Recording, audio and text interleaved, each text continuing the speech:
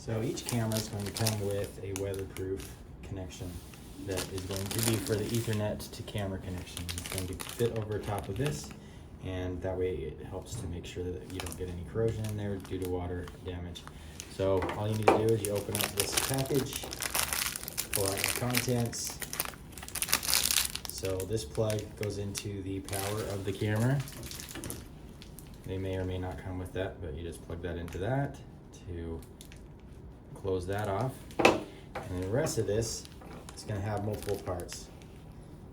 So you've got 4 parts here. This ring is going to go on the camera end, and it goes in between the camera end and the watertight connection right there. So that just makes that a watertight seal. So you put that on the camera. Now this has usually a cut in it, so that you can actually put this onto an end that's already been crimped, or you can do an end that hasn't been crimped yet. So either way, it's up to you. So if you want to do it on an end that hasn't been crimped yet, you're just going to slide that into this part here, and then put this end over the top of it. Remember that your Cat 5 end is going to come out this side, so you take your wire that hasn't been crimped yet, and you're just going to slide it through right there.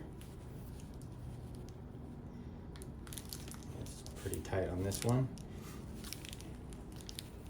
And once you've got it through, you can go ahead and crimp your end there, and then you're going to connect it to the camera, and you're all done with that.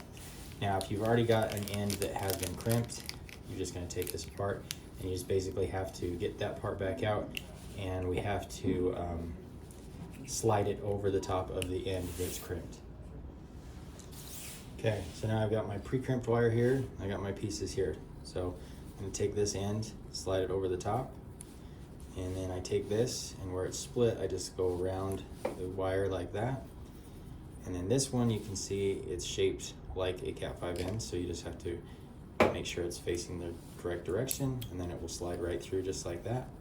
Then you can slide this rubber piece in, and you slide this connection over. And you'll tighten this all the way up once you have connected it to the camera.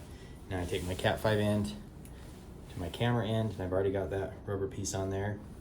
Snap that in, push this end over the top of it, so it's going to fit just over the entire thing, and then it's going to turn to lock in, and you can see it kind of squish in that rubber right there. And then I tighten this all the way up, and that makes it so that it is watertight, because the water's not going to get in through here, and it's not going to get in through there. And that's how you make your connection.